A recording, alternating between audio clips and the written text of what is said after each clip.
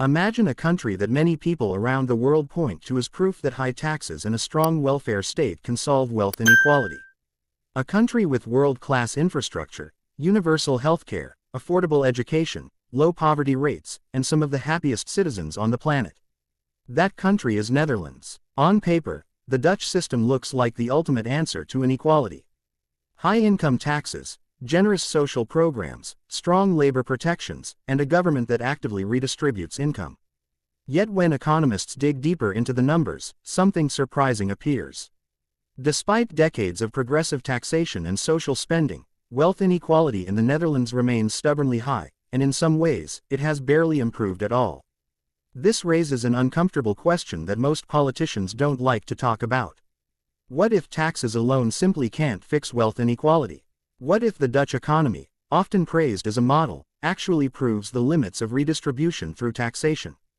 To understand why, we need to start with the difference between income and wealth, because most discussions about inequality mix these two concepts together. Income is what you earn every month or every year. Wages, salaries, bonuses, business profits. Wealth is what you already own. Houses, land, stocks, pensions, savings, and businesses. Income flows in. Wealth accumulates and compounds over time. The Netherlands is extremely good at reducing income inequality.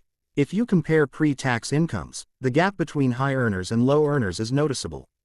But once taxes and government transfers are applied, that gap shrinks dramatically.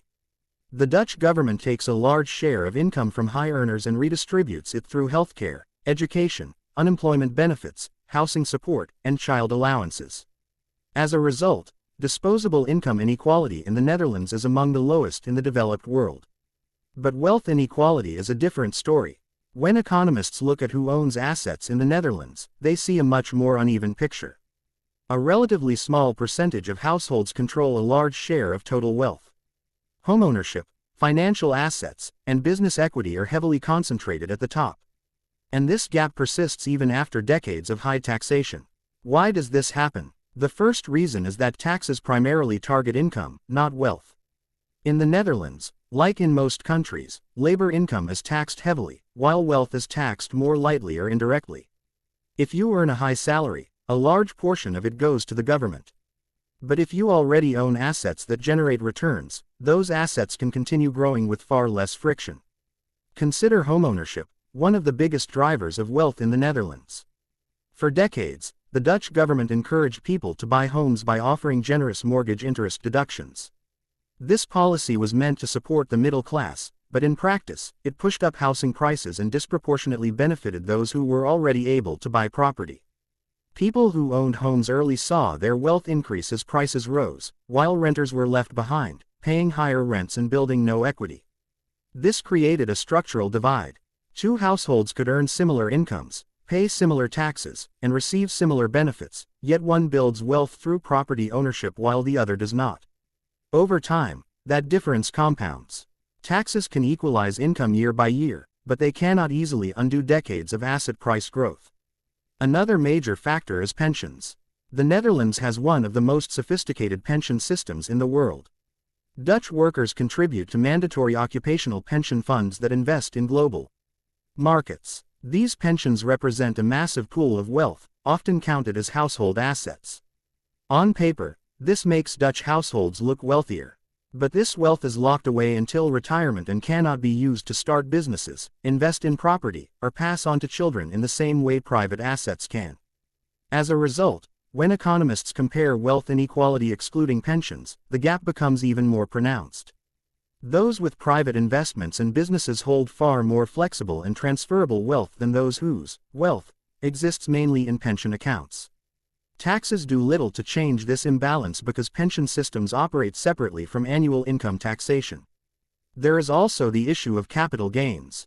In the Netherlands, returns on investments are not always taxed in the same way as wages.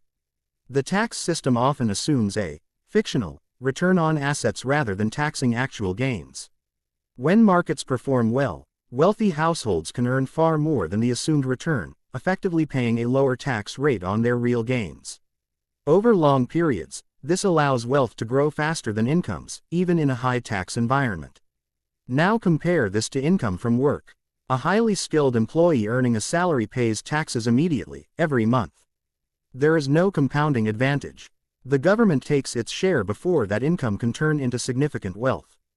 This means that high earners who rely on wages face a ceiling, while asset owners benefit from long-term growth that taxes struggle to keep up with. Another reason taxes fail to eliminate wealth inequality is behavioral and political constraints. Extremely high taxes on wealth are difficult to implement and maintain. Wealth is mobile. Capital can move across borders. The Netherlands is a small, open economy deeply integrated into global markets. If wealth taxes become too aggressive, capital can leave, investments can slow, and economic growth can suffer. Policymakers know this, which limits how far taxation can realistically go. Even within the Netherlands, there are legal and administrative challenges. Accurately valuing wealth is complex. Private businesses, art, intellectual property, and offshore assets are hard to measure. Income is visible and reported every year. Wealth is opaque and often hidden behind legal structures. This makes heavy wealth taxation not just politically risky, but technically difficult. The Dutch case also highlights an uncomfortable truth about equality of opportunity. The Netherlands invests heavily in education and social mobility, yet family background still matters enormously for wealth outcomes. Children of homeowners are more likely to become homeowners. Children of wealthy families are more likely to receive financial support for education, housing, and entrepreneurship. Taxes on income do little to break these intergenerational patterns because wealth is transferred slowly, often outside the scope of annual taxation. Inheritance taxes exist, but they are limited and full of exemptions. Family businesses, primary residences, and certain financial structures receive preferential treatment. Over generations, this allows wealth to persist even in one of the world's most redistributive economies. What makes the Dutch example so powerful is that it removes easy excuses.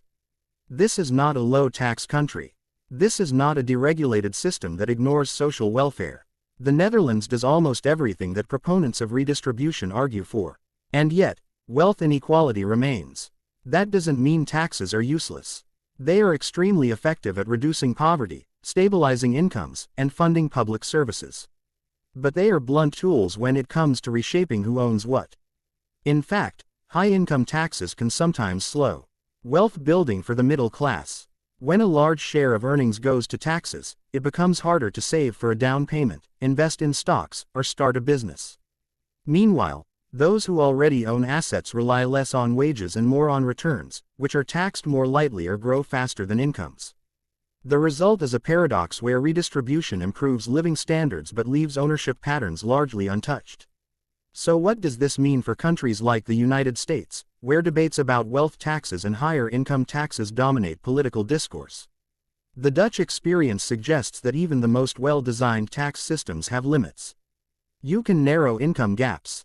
You can reduce poverty. You can create a strong safety net. But you cannot easily dismantle wealth concentration that has built up over decades or centuries through taxation alone. If reducing wealth inequality is the goal, the solution likely lies beyond taxes. Housing policy matters. Asset ownership matters. Access to capital matters. Policies that help people buy homes earlier, invest in markets, and build ownership stakes may do more for long-term equality than simply raising tax rates. The Netherlands shows us a reality that is both encouraging and sobering. Encouraging because it proves that high taxes and social spending can create a fairer, more stable society. Sobering because it shows that even the best tax systems cannot magically erase wealth inequality. Ownership, compounding, and time are forces stronger than annual redistribution. In the end, the Dutch economy teaches us a critical lesson. Taxes are powerful, but they are not omnipotent. They shape incomes, not history. And as long as wealth continues to compound faster than wages, inequality will persist, even in countries that do almost everything right. That is the part of the conversation no one likes to talk about, because it suggests that the problem of wealth inequality is deeper, structural, and far harder to solve than simply taxing the rich more.